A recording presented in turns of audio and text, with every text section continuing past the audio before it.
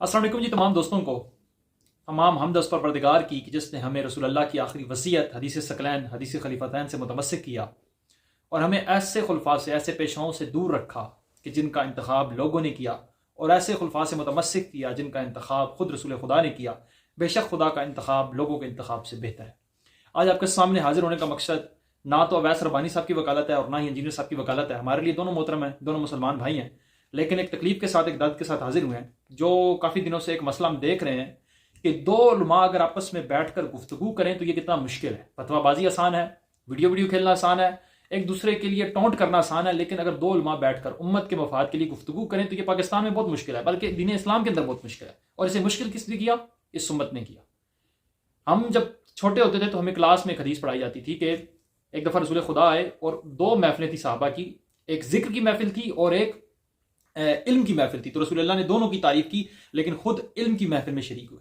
लेकिन आज अफसोस है मुसलमान को कि वो फतवाबाजियां तो कर रहा है, वो उम्मत की तकफीर तो कर रहा है, वो उम्मत पर शिरक के ठप्पे तो लगा रहा है, लेकिन एक दूसरे के सामने बैठकर मसाइल का हल या गलतफहमियों को दूर नहीं करना चाहता। बहरहाल बिला ताखीर कुछ पॉइंट्स थे मेरे सामने जो मैंने इसके अंदर देखे कि कुछ दरसा पहले यानी अवैस रब्बानी भाई हमारे जो मोहतरम है वो हनीफ कुरैशी साहब को लेकर गए जेलम अकेडमी में। वो सारा मामला आपके सामने है।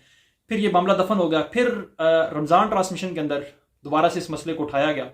बहरहाल जैसे भी उठा, जिसने भी उठाया, मकसद ये है कि जब एक तरफ से चैलेंज किया गया और दूसरी तरफ से उसे कबूल कर लिया गया, फिर बीच में जिदबाजी शुरू हो गई जी, ऑनलाइन होना चाहिए या फिर फिजिकली होना चाहिए। हालांकि दोनों जानिब से जो ये बात की जा रही थी, अदरवाइज अवैस रब्बानी साहब ने जब इनको ये चैलेंज दिया, वो मेरा जलम वाला महबूब बहुत ज्यादा मोहतात हो जाए। आपको हम यहाँ नहीं डिस्कस कर रहे, आपके वाले से हम बात नहीं कर रहे, आपको जरूरत नहीं है कि आप हमें बात करें। अगर आपको बहुत शौक है, आइए प्रोग्राम में बैठ के अपना मौकिफ दीजिए। कैमरे और कमरे में बैठ के हमारे मेहमानों के हवाले से आप मौकिफ देंगे, इतनी आपके अंदर जरूरत है तो आए प्रोग्राम में। उसके लिए आपका जिगरा नहीं चलता है। हम तो उसमें कोई ऑनलाइन का या कोई चीज उसका जिक्र नहीं था, बल्कि उन्होंने ये कहा कि आप यहाँ तशरीफ लाएं और यहाँ पर गुफ्तगू होगी। लेकिन हम कहते हैं ऑनलाइन करवा देते या जिस तरह भी करवाना था। खैर अभी तो उनकी तरफ से भी वो मैसेज आ गया कि आप बेशक ऑनलाइन बैठना चाहते थे तो ऑनलाइन बैठ जाते। मेरा पैगाम सुन रहे हो तो हमने आपको ऑनलाइन की भी ऑफर दे दी है। वो वाली वीडियो भी आप देख लें जिसमें हमने मशरूत ऑनलाइन आपको कहा है कि इसी बहाने ऑनलाइन ही आ जाओ भाई। वो वाला आपका भरम भी रह जाएगा अगर आप अपनी मिस कैलकुलेशन के ऊपर माफी मांग के ऑनलाइन आ जाएंगे। ये भी बड़ा हो जाएगा ना, तो छोटा काम तो नहीं होगा, दावत का मसला है। अगर आप मर्द मुजाहिद है खत्म नबूवत के, ऑनलाइन ही सही, ऑनलाइन वीडियो गेम्स के मर्द मुजाहिद, तो ऑनलाइन ही आ जाओ भाई। कितना आवाम को बेवकूफ बनाओगे। तो लेकिन अब एट द एंड क्या हुआ कि वो मामला फिर ठप हो गया, खत्म हो गया। यानी उलमा को, दो मुखालिफ उलमा को फतवा लेना है उनसे किसी कौम के मुतल्लिक, तो आप बड़ी आसानी से ले सकते हैं। फलां मुशरिक है, फलां काफिर है, फलां खत्म नबूवत का डाकू है। लेकिन अगर आप उन्हीं दो उलमा को कहें कि आए जरा आपस में बैठ जाएं, तो फिर आप इनके बहानेबाजियां देख लें, और बहानेबाजियां किसने की हैं और किसकी जानिब से हुई हैं और बहाना कौन करता है वो सब जानते हैं।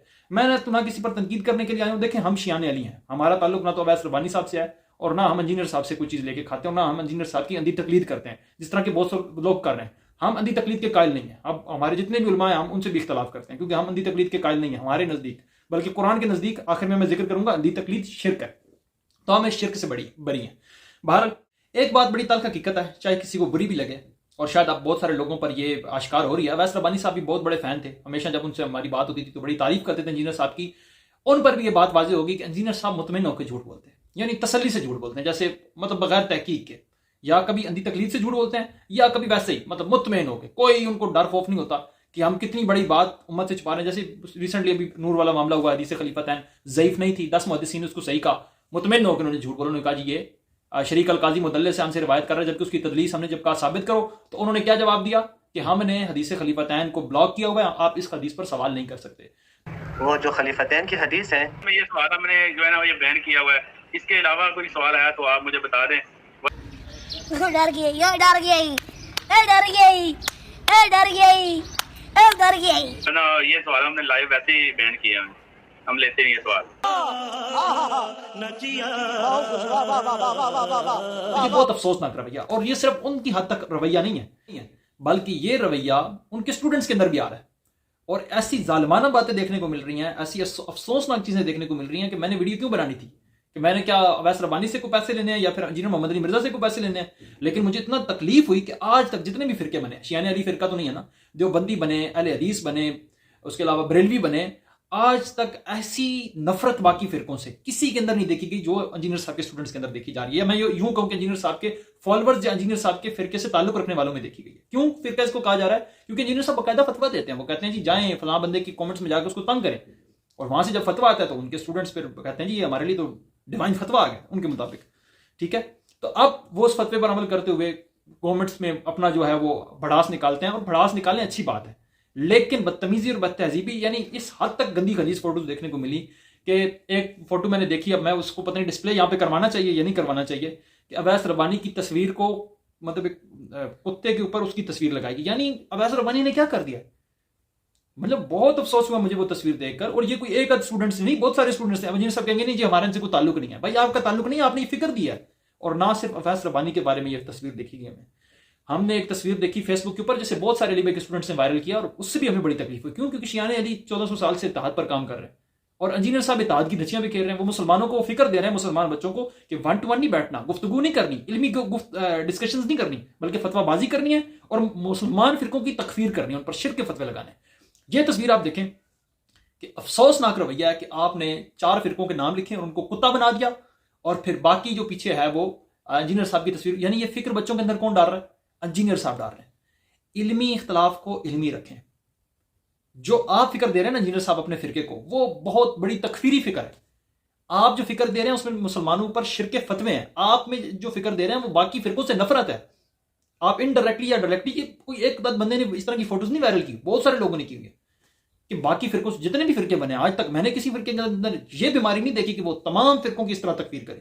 تمام فرقوں کے لیے مطلب بریلویوں کا کوئی بندہ میں نے آج تک نہیں دیکھا جس نے شیعہ اہل حدیث یا دیوبندیوں کی جو ہے وہ تصویر لگا کر اس کے اوپر کتے لکھ دیا اور اپنے لیے وہ جو ہے اس طرح کی شیر والی یا اس طرح کی کوئی اچھی تصویر بنا کر اس نے پیش کی.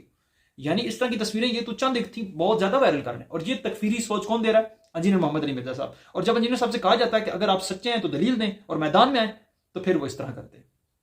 اگر انجینئر صاحب کو آن لائن، یعنی یہ بھی ایک بہانہ بازی ہے نا. ایک طرف تو انجینئر صاحب کہتے ہیں کہ جی میری ویورشپ تو ٹی وی چینل سے بھی زیادہ ہے، میری ویورشپ، میں جس ٹی وی چینل پہ جاتا ہوں ان کی ویورشپ بڑھ جاتی ہے. اور پھر کہتے ہیں نہیں جی نیشنل ٹی وی پہ جب مجھے بٹھائیں گے نا تو پھر میری سرحدیں ختم ہے. یعنی نیشنل ٹی وی پہ جب میں آؤں گا تو پھر نہ تو کسی کو 1 ملین سبسکرائبرز کی ضرورت ہے، نہ تو کسی کو واچ ٹائم کی ضرورت ہے، نہ تو کسی کی ویورشپ دیکھی جائے گی، بلکہ نیشنل ٹی وی پہ. اور دوسری طرف کیا کہتے ہیں کہ نیشنل ٹی وی سے زیادہ میری ویورشپ ہے.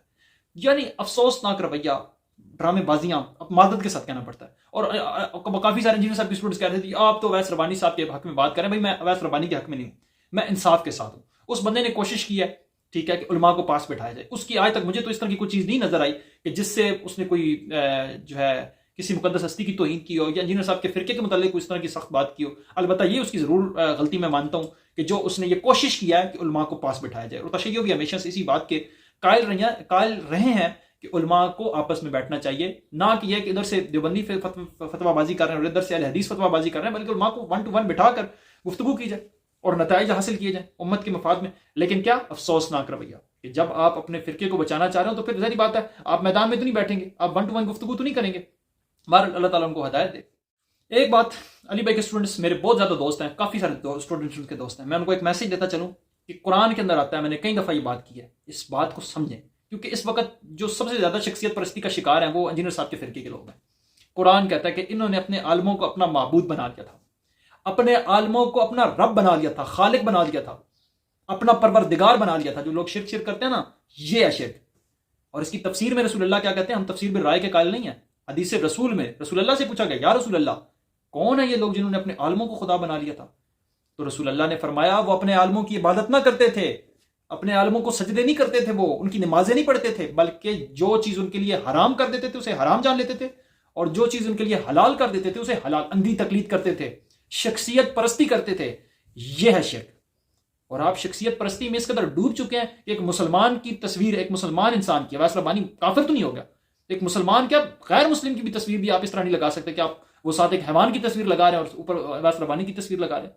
آپ ایک طرف تمام مکاتب فکر کی تصویر کو ان کے باقاعدہ نام لکھ کے، شیعہ لفظ قرآن کا لفظ ہے نا، ان کتوں سے تشبیہ دے رہے ہیں تمام فرقوں کو، اور آپ جناب مسلمانوں کی ایسی تکفیر. میں نے آج تک، حالانکہ دیوبندی بھی ہیں بہت زیادہ نفرت کرتے ہیں، اہل حدیث ہیں وہ کم از کم 1 یا 2 فرقوں کی تکفیر کرتے ہیں، لیکن آپ نے اپنے اسٹوڈنٹس کا ذہن اس طرح بنایا ہوا ہے کہ وہ اتنی نفرت کرتے ہیں مسلمانوں سے کہ تمام فرقوں سے بائیکاٹ ہے، اور تمام فرقوں سے وہ کوئی نہ کوئی، کسی کو ختم نبوت کا ڈاکو سمجھتے ہیں، کسی کو توحید کا منکر سمجھتے ہیں. پھر لگائیں فتویٰ، پھر کھل کر بات کریں نا. یعنی ایک طرف آپ فتویٰ بھی لگاتے ہیں پھر اس کو ثابت بھی نہیں کرتے. اب یا علی مدد پر انہوں نے جو اعتراض کیا ہم نے جواب دے دیا، کیوں نہیں آ کر ان کا نیا جواب دیتے؟ ہم نے ان کی جتنی آیات یا کا نعبد و یا کا نستعین، قرآن سے استدلال، نہج البلاغہ سے استدلال، بخاری کی 10 نمبر حدیث، سب کا جواب دے دیا. اب جب دوبارہ کوئی ان سے سوال کرتا ہے تو وہی پرانا جواب دے دیتے ہیں. بھائی اس کا جواب ہم دے چکے ہیں، ہمیں نئی چیز بتائیں.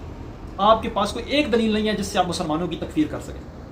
اگر آپ کے پاس کوئی دلیل ہے، آپ سچے ہیں، آئیں میدان میں بیٹھیں.